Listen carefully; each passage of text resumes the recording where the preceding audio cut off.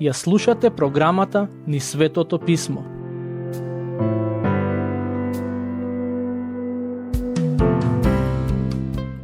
Драги пријатели, во нашето проучување на Светото Писмо стигнавме до глава 21 од книгата Дела, во која се запишани настаните поврзани со третото мисиско патување на апостолот Павле. Всушност, во оваа глава се запишани настаните поврзани со завршетокот на тоа патување. Апостолот одлучи да се врати назад во Ерусалим и покрај тоа што знаеше дека таму ќе го уапсат и ќе биде во окови. Во претходната епизода читавме за тоа како Павле се поздрави со црковните старешини од Ефес и тргна кон Ерусалим. Стихови 1 и 2. И што току се одделивме од нив, отпловивме. Пловејки стигнавме право во Кос, а на вториот ден во Родос и оттаму во Патара.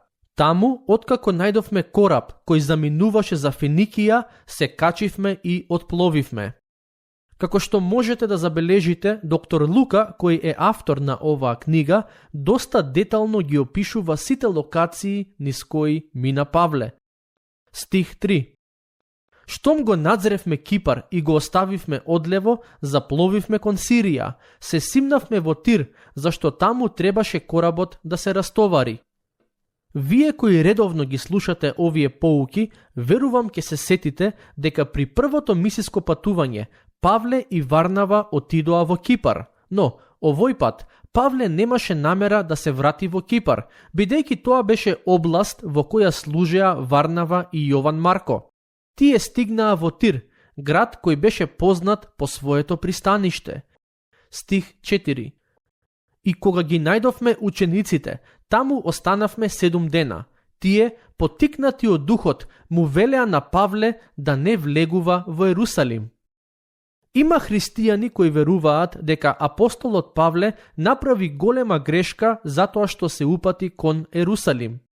Тие го велат тоа врз основа на овој стих, каде пишува дека учениците, поттикнати од духот, му велеа на Павле да не влегува во Ерусалим. Дали тоа значи дека Светиот Дух го водеше Павле да оди во Ерусалим, а на учениците им кажа дека не треба да оди во Ерусалим? Мое лично мислење е дека овие луѓе, поттикнати од духот, во суштина сакаа да му кажат на Павле да не оди во Ерусалим доколку не е подготвен да се соочи со страдањата кои таму го чекаат. Апостолот Павле не се спротивстави на Божјата волја кога отиде во Ерусалим. Прво, тој требаше да оди во Ерусалим затоа што со себе носеше дар за христијаните во тој град и сакаше лично да им го подари. Не само тоа, туку апостолот Павле имаше внатрешно убедување, дадено од Светиот Дух, дека треба да оди во тој град, иако таму го чекаат окови и страдање. Тој не ја знаеше големата слика, не знаеше што конкретно ќе произлезе од таа негова посета на тој град, но беше уверен дека треба да оди. А некое време подоцна, пишувајќи им на христијаните во Филипи, во глава 1 стих 12, самиот тој изјавува дека се што му се случило придонело за напредокот на Евангелието. Значи, дури и оковите и маките на апостолот служеа за Евангелието да се шири помеѓу луѓето. Патем, во контекст на овој стих, сакам да ве потсетам дека кога Господ Исус го прати Ананија да се помоли за Павле, тој рече: бидејќи тој е мој избран сад, ќе се појави пред цареви. Тоа е запишано во Дела, глава 9, стихови 15 и 16. На некој начин Господ Исус години предходно кажа што ќе се случи со Павле, дека тој треба да пострада, но и да сведочи за Евангелието пред цареви и владетели. Како Павле ќе се појави пред цареви и ќе сведочи за Евангелието? Преку оковите во кои ќе се најде. Тоа ќе ви стане јасно при проучувањето на останатиот дел од книгата Дела. Причината поради која сакав да му посветам малку внимание на овој текст е фактот што помеѓу христијаните има несогласувања во однос на истиот. Јас лично имам неколку пријатели кои ги сакам и ценам и се луѓе кои му се посветени на Господ, кои мислат дека Павле не требаше да оди во Ерусалим и со тоа што отиде покажа непослушност. Јас не го гледам тоа на тој начин. Мислам дека Павле го слушаше внатрешното водство на Светиот Дух, иако тоа се косеше со логиката и очекувањата на останатите. Стих 5. А кога изминаа деновите, излеговме и тргнавме на пат, и сите не испраќаа со жените и децата се до крајот на градот. На брегот пак паднавме на колена и се помоливме. Лука вели дека собраните христијани паднаа на колена на брегот и заедно се помолија. Не ни кажува зашто конкретно се молеа, туку во која положба се молеа, на колена. Дали тоа значи дека секогаш треба да се молиме на колена? Не, положбата на телото е само форма. Она што е важно е нашите молитви да бидат искрени и да бидат кажани со вера. Например, јас често се молам додека возам кола и верувам дека тие молитви му се угодни на Бог. А кога имаме прилика и поттик во срцето, не е погрешно и да клечиме додека му се обраќаме на Бог. Стихови 6 и 7. И штом се простивме еден со друг, влеговме во коработ, а тие се вратија дома, а ние го завршивме пловењето од Тир и стигнавме до Птолемаида. Таму ги поздравивме браќата и кај нив останавме еден ден. Се чини дека апостолот Павле имаше за цел да се види и поздрави со што повеќе верници на патот кон Ерусалим пред да биде уапсен. Забележете што пишува во стих 8. Утредента, Павле и ние кои бевме со него отпатувавме и дојдовме во Кесарија. Таму влеговме во куќата на Филип Благовесникот, кој беше еден од 7 ѓакони и останавме кај него. Верувам дека ќе се сетите на Филип, еден од ѓаконите на црквата за кој размислувавме при почетокот на обработката на оваа книга.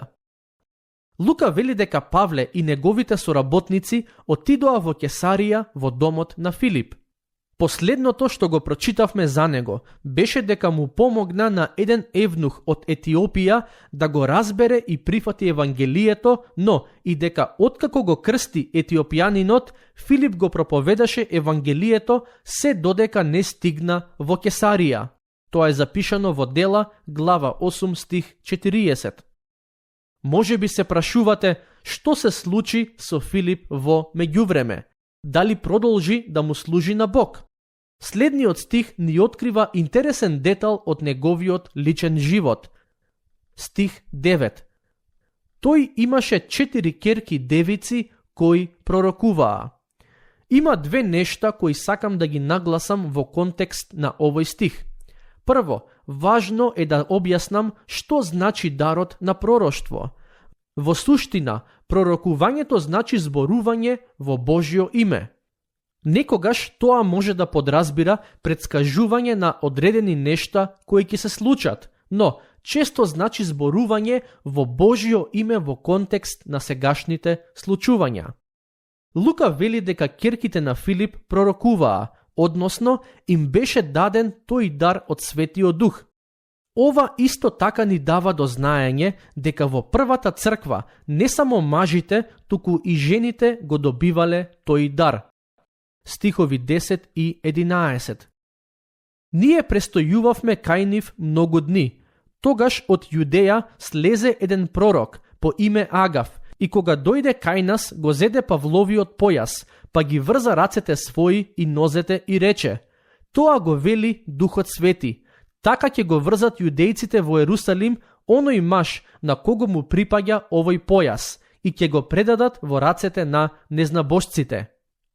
Бог на сликовит начин му покажа на апостолот Павле што го чека во Ерусалим. Тој веќе знаеше дека таму го чекаат окови и маки, но Бог преку овој пророк по име Агав повторно му покажа што да очекува. Знаете, Бог не секогаш го прави тоа со нас. Често не ни најавува какви маки и страдања ќе не снајдат и за нив дознаваме дури кога ќе се случат. Верувам некои од вас ќе се согласат дека би било навистина добро кога Бог пред време би ни најавувал какви страдања ќе доживееме во иднина, за да можеме да се подготвиме за истите. Но Бог многу ретко функционира на тој начин. Сепак, поради неговата семудрост со апостолот Павле имаше поинаков пристап, а и покрај тоа не му ги откри сите детали во однос на идните страдања. Туку само му кажа дека ќе биде уапсен од страна на јудејците и ќе биде предаден во рацете на незнабожците. За Павле ова пророштво не беше некоја нова информација, но за дел од присутните беше шокантна вест. Забележете како тие реагираа. Стихови 12 и 13. Штом го чувме тоа, и ние и тамошните го молевме да не се качува во Ерусалим, но Павле одговори: што правите, та плачете и го нажалувате срцето мое? Јас сум готов не само да бидам врзан, туку и да умрам во Ерусалим за името на Господ Исус. Иако Павле знаеше дека ќе биде уапсен за Господ Исус, тој беше подготвен не само тоа да го претрпи, туку и ако има потреба да го даде својот живот за својот Спасител. Токму затоа во едно од неговите посланија вели дека за него животот е Христос, а смртта придобивка. Стих 14. А бидејќи тој не се премисли, ние замолкнавме и рековме: нека биде волјата Господова. Добро е кога со вера можеме да ги мислиме и кажеме овие зборови: нека биде волјата Господова. Овие верници сватија дека е подобро да се подчинат на Господовата волја, отколку насила да се обидуваат да ја извршат својата. Стихови 15 до 17. Откако изминаа деновите, се подготвивме за пат и се качивме во Ерусалим. Со нас дојдоа и некои ученици од Кесарија, кои не одведоа кај некој Симнасон, од Кипар, ученик од самиот почеток. Кај него требаше да престојуваме на гости. Кога пристигнавме во Ерусалим, браќата не примија со радост. Со оглед на тоа што Павле повеќе престојуваше во Антиохија и долго време беше на мисиски патувања, сигурен сум дека христијаните во Ерусалим го немаа видено подолг период. Стих 18. На вториот ден Павле влезе со нас кај Јаков, дојдоа и сите старешини. Се верува дека Јаков беше главниот водач на црквата во Ерусалим. Кога Павле влезе кај него да го посети, на таа средба присуствуваа и останатите старешини од црквата во Ерусалим. Што мислите, која беше темата на нивниот разговор? Стихови 19 до 21.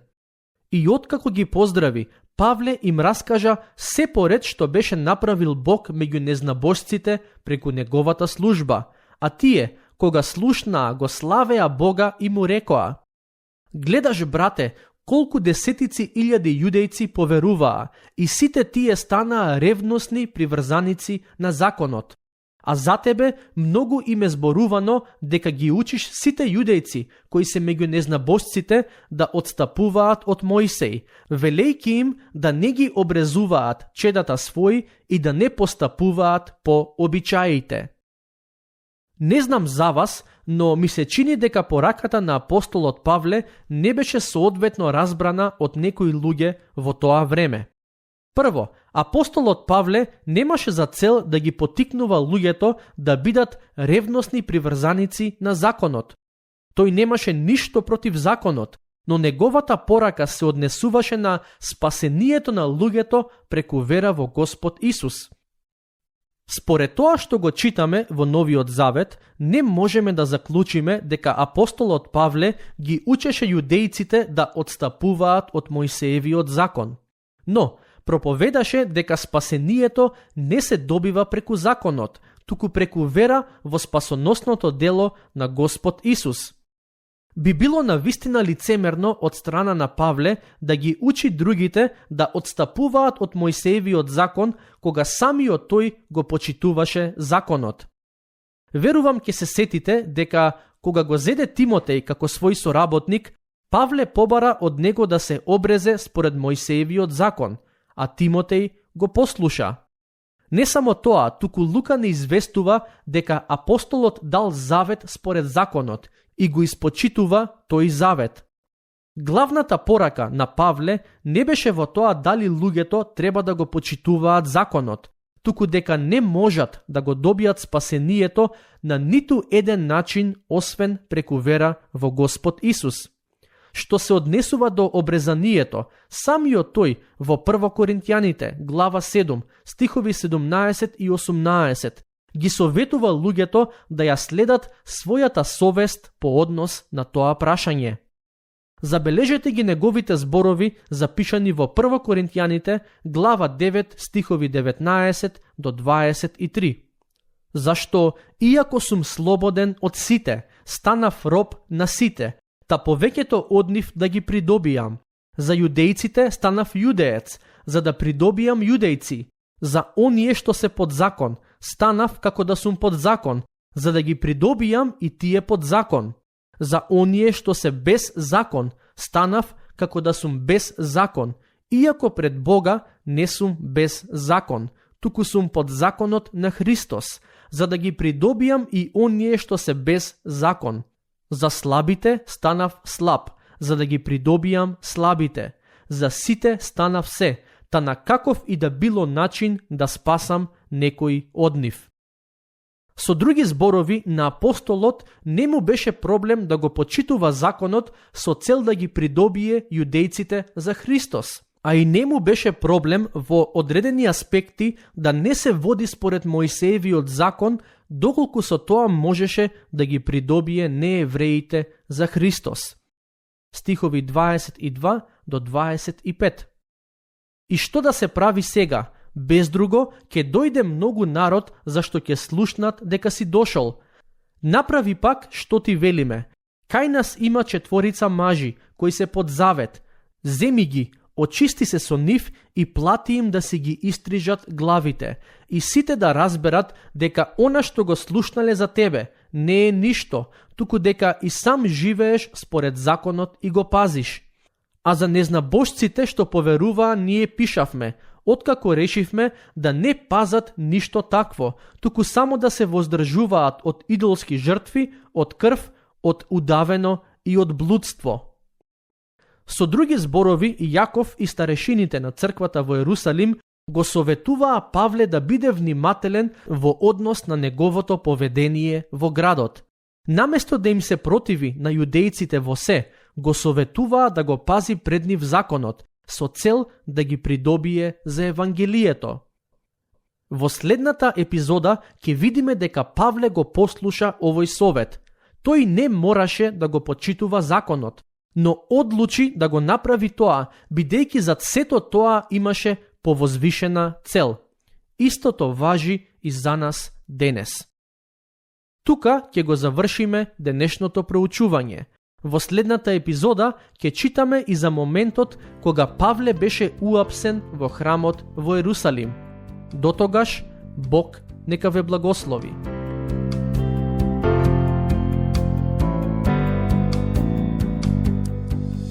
Слушнавте епизода од програмата Низ Светото Писмо. Можете да не слушате и преку мобилна апликација на нашиот YouTube канал и на подкаст платформите како што се Apple и Spotify. Ако ви се допаѓаат нашите епизоди, споделете ги и препорачајте ги на вашите пријатели. Бидете слободни да ни оставите свој коментар или да ни пишете на нашата имейл адреса nizsvetopismo@gmail.com. Следете ги нашите страни Низ Светото Писмо на Facebook и Instagram. Епизодите од оваа серија можете да ги најдете и на нашата веб страна ttb.twr.org.